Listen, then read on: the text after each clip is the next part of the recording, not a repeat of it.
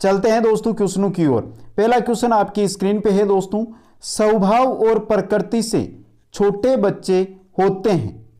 स्वभाव और प्रकृति से छोटे बच्चे कैसे होते हैं दोस्तों? छोटे बच्चे सक्रिय और जिज्ञासु होते हैं। ऑप्शन डी आपका सही रहेगा और इंपॉर्टेंट क्वेश्चन है दोस्तों। स्वभाव और प्रकृति से छोटे बच्चे सक्रिय और जिज्ञासु होते हैं। जो भी नए साथी पहली बार चैनल पर आए हैं वो चैनल को जरूर सब्सक्राइब करें। चलते हैं नेक्स्ट क्वेश्चन की ओर। क्वेश्चन नंबर 2 है दोस्तों, छात्र उस शिक्षक को पसंद करते हैं जो समस्याएं सुनता है, नाराज नहीं होता है, समय का पाबंद है, सुंदर है। दोस्तों छात्र उस शिक्षक को पसंद करते हैं जो समस्याएं सुनता है। तो आप सभी से कहना चाहता हूं, क्योंकि आप सभी भी भविष्य के शिक्षक हो, तो जो आपके सामने जब भी छात्र कोई समस्या लेकर आए उसको जरूर सुने, जिससे आपको भी वो पसंद करेंगे। दोस्तों नेक्स्ट क्वेश्चन में चलते हैं। प्रौढ़ शिक्षा के लिए आयु वर्ग है, जो प्रौढ़ शिक्षा है उसके लिए आयु का जो वर्ग है वो कौन सा है दोस्तों? 15 से 35 वर्ष।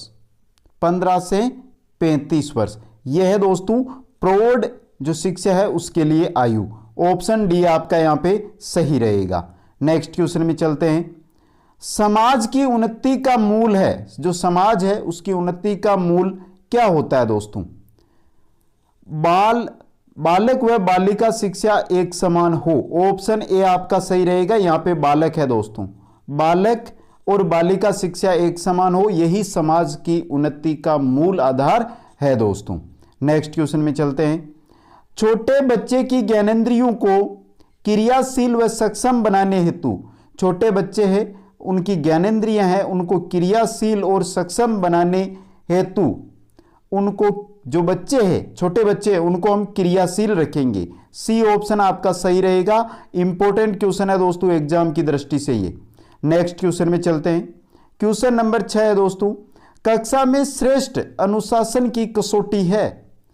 श्रेष्ठ अनुशासन की कसौटी क्या है? ऑप्शन है शांति में आवेष्टित कक्षा, कक्षा में शांतिपूर्ण शिक्षण प्रक्रिया, कक्षा में अपेक्षित सहभागिता, शिक्षक छात्रों का आक्रामक व्यवहार। कक्षा के अंदर श्रेष्ठ अनुशासन की कसौटी होती है, वो होती है कक्षा में शांतिपूर्ण शिक्षण प्रक्रिया दोस्तों। ऑप्शन बी आपका यहां पे क्या रहेगा? सही रहेगा। नेक्स्ट क्वेश्चन में चलते हैं। अनौपचारिक शिक्षा की व्यवस्था की गई है 6 से 11 आयु वर्ग के लिए, 9 से 14 आयु वर्ग के लिए, 15 से 35 आयु वर्ग के लिए, कोई आयु सीमा नहीं है। जो अनौपचारिक शिक्षा है इसकी व्यवस्था किस आयु वर्ग के लिए की गई है दोस्तों? तो यहां पर आपका कोई भी ऑप्शन है जो सही नहीं है, डी ऑप्शन सही रहेगा। कोई आयु सीमा नहीं है इनमें से दोस्तों। नेक्स्ट क्वेश्चन में चलते हैं। छात्रों में सामाजिक चेतना विकसित की जा सकती है। छात्रों के अंदर सामाजिक चेतना कैसे विकसित की जा सकती है? ऑप्शन देखिए दोस्तों, अध्यापक के भाषण से, उनके साथ विचार विमर्श करने से, पसंदीदा पुस्तक पढ़ाने से, समाचार पत्रिका पढ़ाने से। सामाजिक चेतना, तो इन 4 ऑप्शनों में से आपका जो सही रहेगा मित्रों वो रहेगा ऑप्शन डी वाला। समाचार पत्रिका पढ़ाने से सामाजिक चेतना छात्र के अंदर विकसित की जा सकती है। नेक्स्ट क्वेश्चन में चलते हैं। लंबे और कठिन शब्दों का उच्चारण करवाने के लिए आप क्या करेंगे? ऐसे शब्द बार बार बुलवाएंगे, शब्दों को खंडों में बांटकर बुलवाएंगे, मिलते जुलते उच्चारण वाले शब्द पहले बुलवाएंगे, ए व बी दोनों।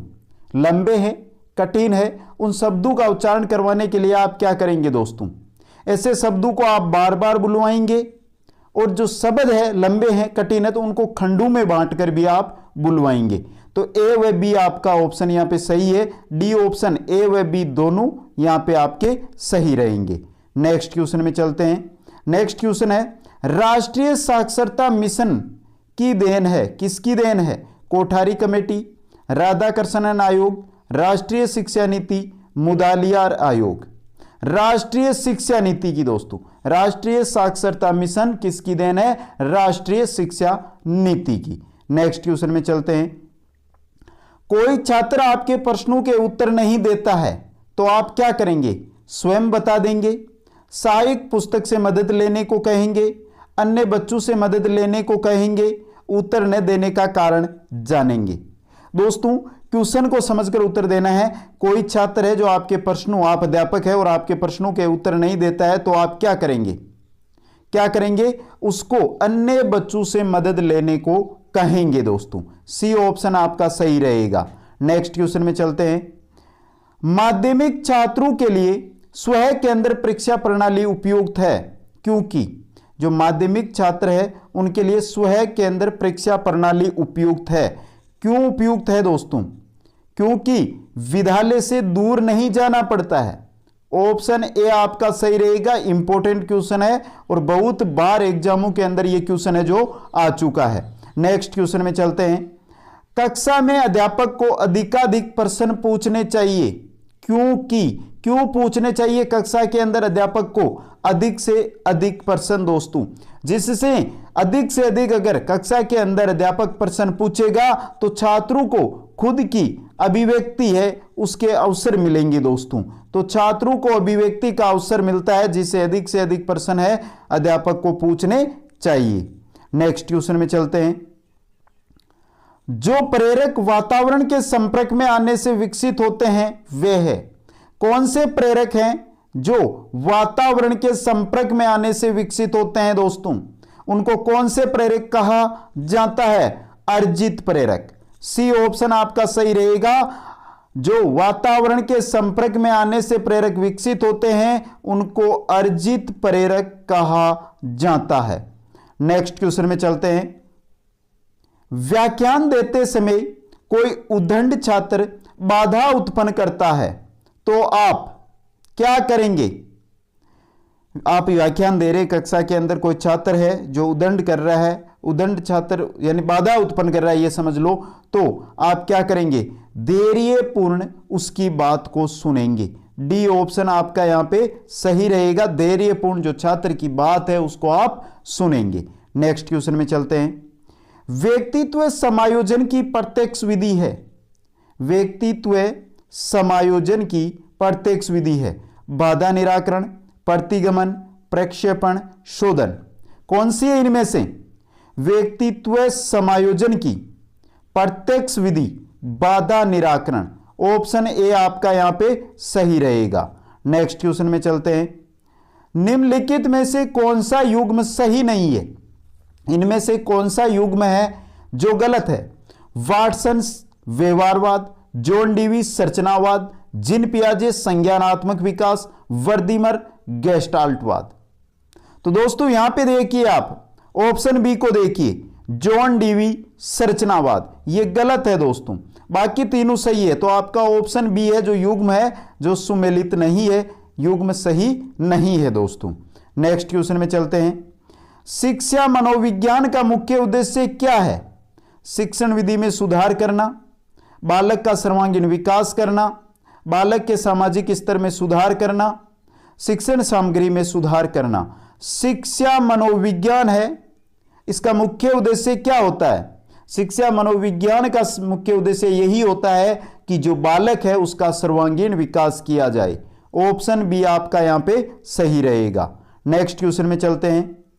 प्रिंसिपल ऑफ साइकोलॉजी नामक पुस्तक के लेखक कौन है? प्रिंसिपल ऑफ साइकोलॉजी जो पुस्तक है इसके लेखक कौन है दोस्तों? विलियम जेम्स है। ऑप्शन बी आपका सही रहेगा। प्रिंसिपल ऑफ साइकोलॉजी पुस्तक के लेखक कौन है? William James. नेक्स्ट क्वेश्चन में चलते हैं। शिक्षण और अधिक प्रभावी हो सकता है।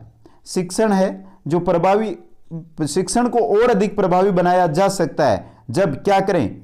अधिगम शिक्षक द्वारा निर्देशित एवं नियंत्रित हो, अधिगमकर्ता को स्वयं करने की स्वायत्तता व नियंत्रण दिया जाए, शिक्षक तथ्यों की व्याख्या करने में केंद्रीय भूमिका निर्वहन करें, कक्षा कक्ष में शिक्षक निर्देशित विधियों का उपयोग करें। शिक्षक और अधिक प्रभावी हो सकता है जब अधिगमकर्ता को स्वयं करने की स्वायत्तता व नियंत्रण दिया जाए। ऑप्शन बी आपका यहां पे सही है। नेक्स्ट क्वेश्चन में चलते हैं। शारीरिक, मानसिक एवं व्यक्तित्व विकास की मूल आधारशिला है। शारीरिक विकास, मानसिक विकास और व्यक्तित्व, इन तीनों के विकास की मूल आधारशिला है बाल्यावस्था, शैशवावस्था, किशोरावस्था या प्रौढ़ावस्था। किशोरावस्था, ऑप्शन सी आपका सही रहेगा। शारीरिक, मानसिक और व्यक्तित्व विकास की मूल आधारशिला है वो किशोरावस्था होती है। नेक्स्ट क्वेश्चन में चलते हैं। बालक का विकास प्रभावित होता है, बालक का जो विकास है वो किससे प्रभावित होता है? वातावरण और वंशानुक्रम दोनों से। ऑप्शन सी आपका सही रहेगा। बालक का विकास वातावरण और वंशानुक्रम दोनों से प्रभावित होता है। और ऐसा क्वेश्चन है दोस्तों जो सबसे ज्यादा बार पूछा जा रहा है, इंपॉर्टेंट क्वेश्चन है। हर साल बहुत सारी शिक्षक भर्तियों के अंदर यह क्वेश्चन रिपीट होता है। नेक्स्ट क्वेश्चन में चलते हैं। निम्न में से डेनियल गोलमैन द्वारा प्रतिपादित संवेगात्मक बुद्धि का आयाम नहीं है, कौन सा नहीं है? डेनियल गोलमैन के द्वारा जो प्रतिपादित है संवेगात्मक बुद्धि के आयाम, उनमें से इनमें से कौन सा नहीं है दोस्तों?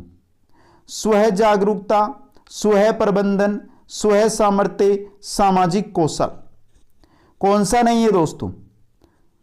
स्व जागरूकता, स्व प्रबंधन और स्व सामर्थ्य, ये तीनों है, सामाजिक कौशल नहीं है। नेक्स्ट क्वेश्चन में चलते हैं। तत्परता का नियम किसने दिया? जो तत्परता का नियम है ये थोरनडाइक ने दिया था दोस्तों। ऑप्शन बी आपका सही रहेगा। नेक्स्ट क्वेश्चन में चलते हैं। अभिप्रेरणा से संबंधित सही क्रम का चयन कीजिए। अभिप्रेरणा से संबंधित सही जो क्रम है उसका चयन करना है। आवश्यकता, प्रणोद, प्रोत्साहन। ऑप्शन सी आपका यहां पे सही रहेगा। नेक्स्ट क्वेश्चन में चलते हैं। दमन के स्थान पर पुरस्कार द्वारा व्यवहार सुधारने की बात मनोविज्ञान के किस संपर्ते में कही गई है? दमन के स्थान पर पुरस्कार के द्वारा अगर आप व्यवहार सुधारते हैं तो यह बात है जो मनोविज्ञान के कौन से संपर्ते के अंदर कही गई है दोस्तों? व्यवहारवादी संपर्ते के अंदर। ऑप्शन ए आपका यहां पे सही रहेगा। नेक्स्ट क्वेश्चन में चलते हैं। अधिगम के क्रम में कौन सी क्रिया बालक पहले करेगा? आत्मसात, व्यवस्थापन, संशोधन या मूल्यांकन। तो अधिगम के क्रम में कौन सी बात है जो बालक सबसे पहले करेगा? आत्मसात। ऑप्शन ए आपका यहां पे सही रहेगा। नेक्स्ट क्वेश्चन में चलते हैं। बालक का अपने आप में मस्त रहने की क्रिया को फ्राइड ने माना है। बालक अपने आप में मस्त रहता है तो फ्राइड ने उसको क्या कहा है दोस्तों? नार्सिसिज्म। क्या कहा है? नार्सिसिज्म। ऑप्शन बी आपका सही रहेगा। नेक्स्ट क्वेश्चन में चलते हैं। पैतृक गुणों के हस्तांतरण के सिद्धांतों को स्पष्ट किया था, किसने किया था दोस्तों? जो पैतृक गुण है उसके हस्तांतरण का जो सिद्धांत है उसको स्पष्ट मेंडल ने किया था दोस्तों। ऑप्शन बी आपका सही रहेगा। स्पष्ट की बात हो रही है यहां पे। नेक्स्ट क्वेश्चन में चलते हैं। बालक जीवन की मनोभौतिक एकता कहलाती है। बालक जीवन की मनोभौतिक एकता क्या कहलाती है? मन तथा शरीर का विकास। ऑप्शन ए आपका यहां पे सही रहेगा। नेक्स्ट क्वेश्चन में चलते हैं। किशोरावस्था की विशेषताओं को सर्वोत्तम रूप से व्यक्त करने वाला एक शब्द है। किशोरावस्था की जो विशेषताएं हैं उन सभी को मिलाकर व्यक्त करने वाला एक शब्द है, वो है अस्थिरता दोस्तों। इंपॉर्टेंट क्वेश्चन है दोस्तों ये, और बहुत बार एग्जामों के अंदर ये क्वेश्चन है जो पूछा भी जा चुका है। नेक्स्ट क्वेश्चन में चलते हैं।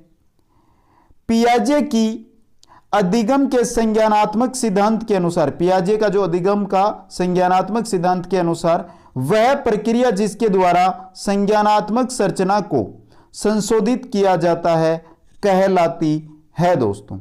क्या कहलाती है? प्रत्यक्षण। ऑप्शन बी आपका सही रहेगा। नेक्स्ट क्वेश्चन में चलते हैं। किशोरावस्था की मुख्य विशेषता निम्न में से हैं। किशोरावस्था की मुख्य विशेषता कौन सी है दोस्तों? आत्म चेतना।